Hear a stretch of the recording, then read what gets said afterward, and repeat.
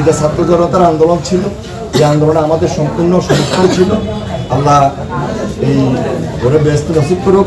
আমরা আল্লাহর কাছে প্রার্থনা করি আল্লাহ যেন ব্যস্ত নসিব করেন। তার একটা পরিবার আছে, বাচ্চা আছে, তার মা আছে। হয়তো ভাই এই দিন আমরা কেউ পরিশোধ করতে পারবো না, কিন্তু আপনার ছেলে যে শহীদ হয়েছে এটা কিন্তু মানে বাক্যে আমরা সবাই বলতে পারি, সবাই বলতে পারি।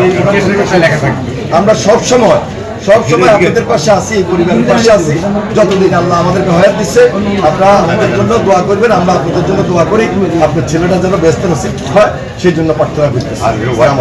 ভাই আমরা 26 বাড়ি রামগতি রোডে আমরা এই ইয়েটা যে 70টা আছে দক্ষিণ তেমনি 70টা আমরা 26 নামে চাইতেছি। ইনশাআল্লাহ এটা আমরা প্রশাসনিকভাবে যখন একটা সরকারি আইনগত আলোচনা টেবিলে যাবে সেখানে আমরা আলোচনা করি। যেহেতু 26 বাড়ি রামগতি রোডে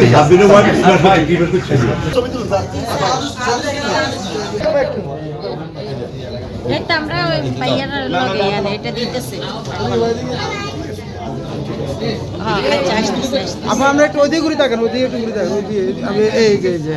আমরা একটু ঘুরে থাকেন।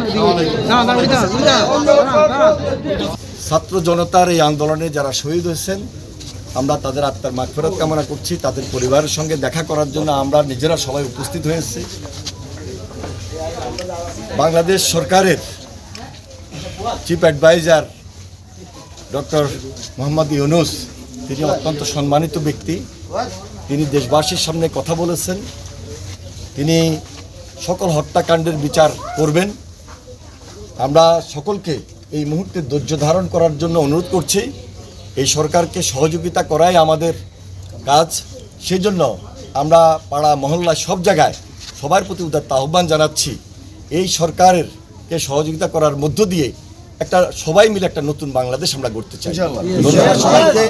আমরা দেশনেত্রী বেগম খালেদা জিয়াকে ধন্যবাদ জানাই। তিনি অক্লান্ত পরিশ্রম করেছেন, তিনি অসুস্থ ছিলেন, তিনি মুক্ত হয়েছেন এবং আমরা দেশবাসীকেও ধন্যবাদ জানাই এবং তারেক রহমানের পক্ষ থেকে আমরা ধন্যবাদ জানাই আপনাদের সবাইকে। আসসালামু আলাইকুম। শিয়া বাটার ও ভিটামিন ই সমৃদ্ধ lily glam beauty soap. Lily, always beautiful.